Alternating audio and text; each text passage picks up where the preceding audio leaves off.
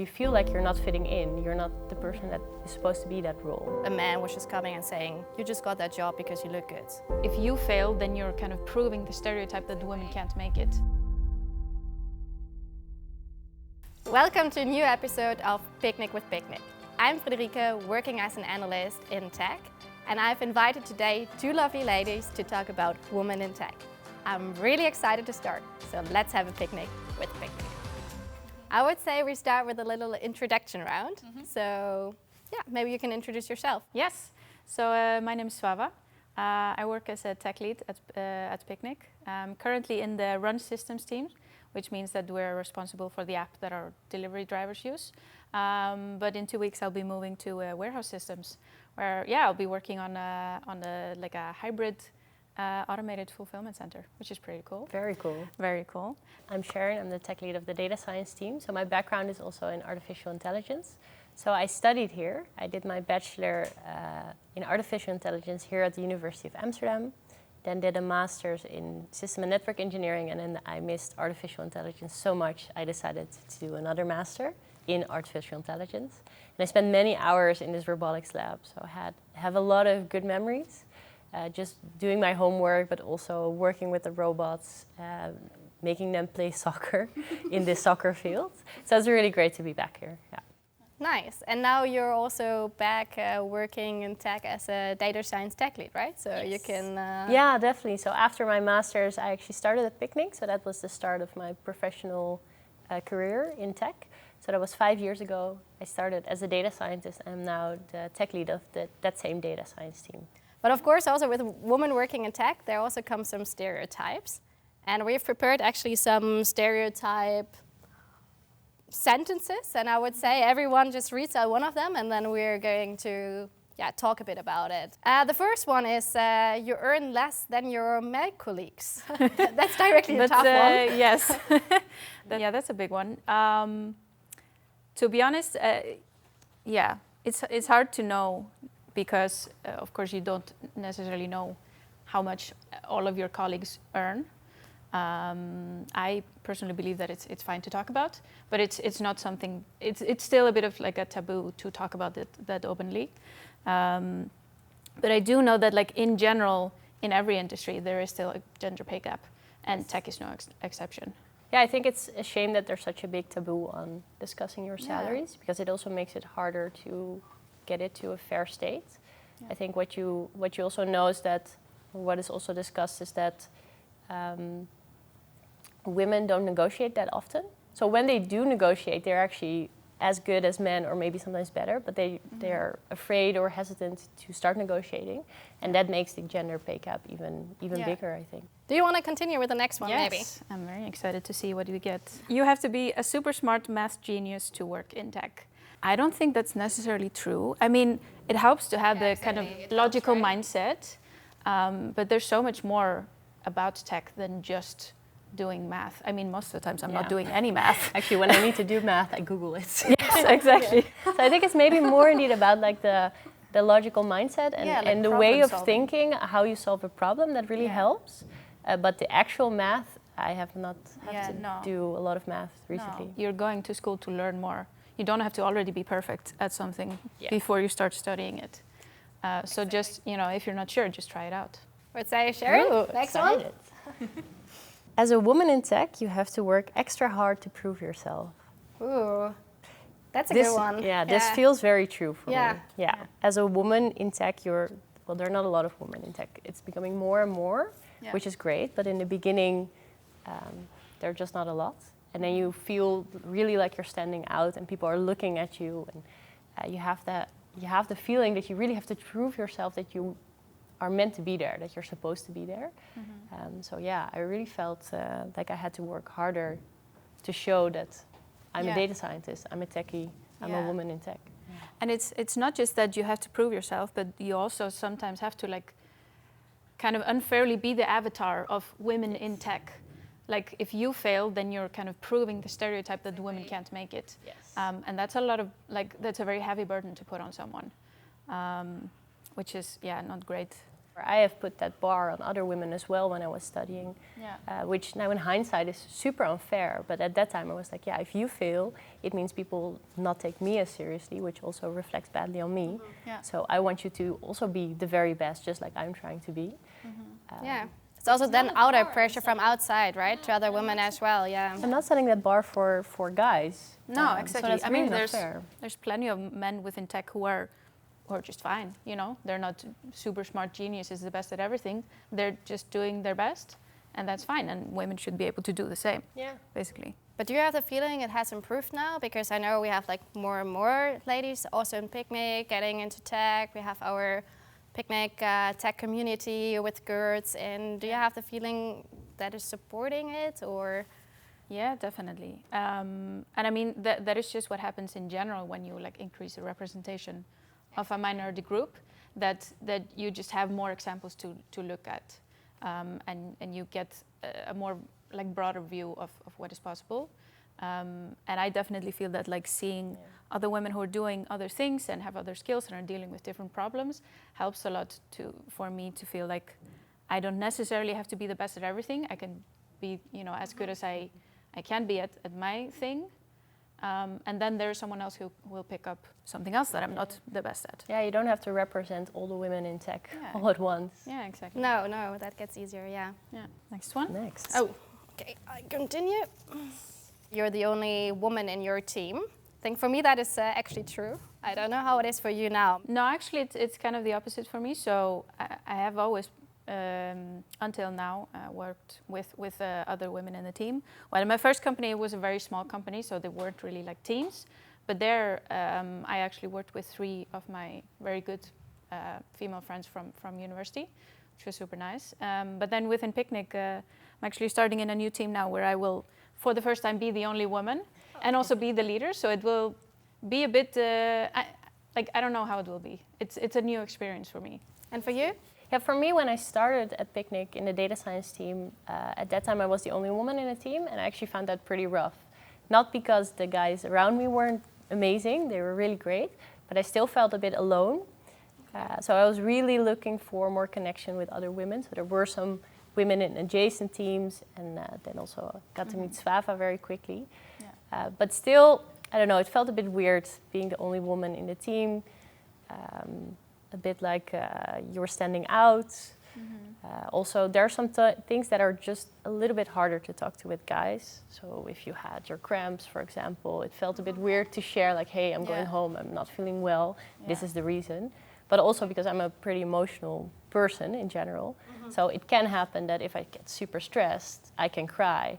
And in general, a lot of guys don't really know what to do there. How to handle the situation maybe as yeah, well, right? indeed. Because they're not experiencing that by themselves probably. And then I also feel very guilty of like crying and thinking that they wouldn't understand why I was crying, and it was not because I was falling apart, just because I needed to kind of break my stress cycle. So now I'm much more comfortable being more vulnerable, because I think that is actually a really good trait for a leader, to also be vulnerable. And at this time, my team is almost 50% women, which is amazing. Next one. Okay. Women are less interested in tech. That's why there are fewer women in tech than men. So this is a very big one. It can technically be that women are less interested in tech than men when they are adults, but that is very often due to the socialization that they receive when kids. If you've never been exposed to tech, if you've never played video games or done any kind of like technical puzzles or played with robots or something, then of course you may not think that you are interested in something, because it's just something that you haven't been exposed to. And what would you recommend then to change it, or so what could be done? Yeah, so what for me is important is that for every kid that they get exposed to different kind of activities and play. To explore all of them, basically. Exactly. So, you know, don't be afraid of letting boys play with dolls and letting girls play with cars or video games or whatever. Encourage them to try different things. Okay, then we can do the next question. So your work is only theoretical. So that is definitely for me not the case. I don't know how you feel about it. So in our team, we're building machine learning models, and we are making a lot of impact. So I actually see those models working in production. So exactly. we're, for example, responsible for what is behind the purchases page, so the recommendations there, and you just see it in exactly, the app. directly, yeah. I can show it to my parents, I can show it to my friends, and they immediately see what my team has created. That's so cool. So that is really cool. So Yeah. it's definitely not only theoretical. And for me, like the team that I've been now in for a year, what we make is the app that the picnic delivery drivers use. So what we also do as part of our work is to actually go into the field, you know. So we join them on their trips and we help to you know, we use our own app. And then we talk with our users, and we talk with the customers, and we do all of the physical things that they do, because that also helps us get into a mindset of like, what do they need, what is working, what is not working for them. So it's not all just, you know, sitting at a computer and writing things down, but a lot of it is also just about interacting with people and yeah. You work in tech, then you're probably very nerdy. Okay, everyone's laughing. So. Well, define nerdy, right? I think. It's so like, I mean, the stereotypical nerd is usually like, yes, like a guy who, you know, lives in his mom's basement and plays video games and loves Marvel movies like or something. What you see in the movies. Yeah, and Exactly, what is shown there. The stereotypical nerd. Yeah, and like I don't fit into that definitely, you know, but there's still plenty of nerdy things that I enjoy. I play video games, you know, and I like, you know, sci-fi movies and fantasy movies. But like I said, I also like sewing. I also like makeup. You know, it doesn't have to be one or the other. No, definitely. I think also when we came in here, I think everyone was super into those robots and like playing with the robots more than with animals. But I think also, as you say, like I also like to do ballet next to it. So I think it's good to have just best of both worlds. But definitely. And you can definitely be a bit nerdy or completely nerdy, whatever you like. But I don't think you have to be full-on nerdy to work in tech. Now, we talked a lot about stereotypes. With stereotypes, of course, there are also coming a lot of challenges sometimes. Like Sharon, maybe you can share like what was the biggest challenge you've had as being a woman in tech? That's hard. I can share maybe one of the more recent challenges I had. Yeah. So I was leading a team with someone else, and this person went on a new adventure, so he quit. And that meant that there was no replacement at that time, and I had to lead the team by myself.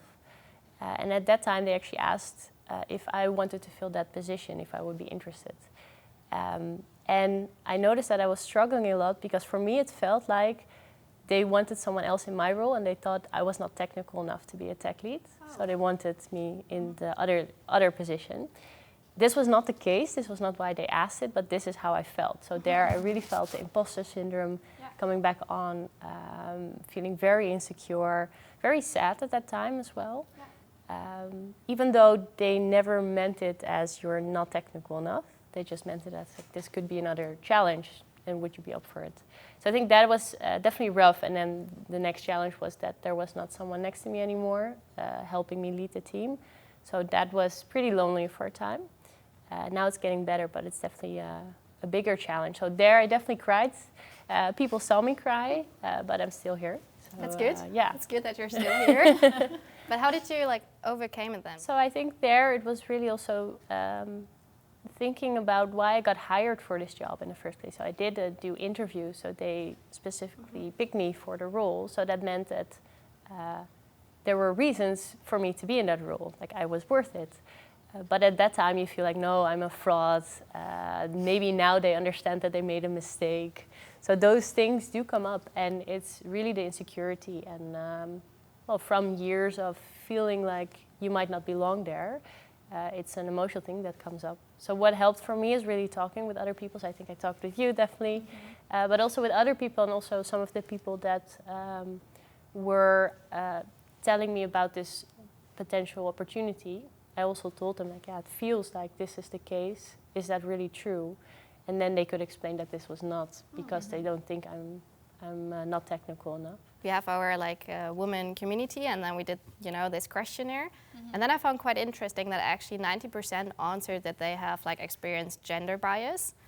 And I was like, then also reflecting for myself, like that's a really high number, right? That's yeah, sad, like 90% is really sad, right? Yeah. That they have experienced that. I think we have discussed before, talked a bit about like, do people trust us, or how we're feeling about that?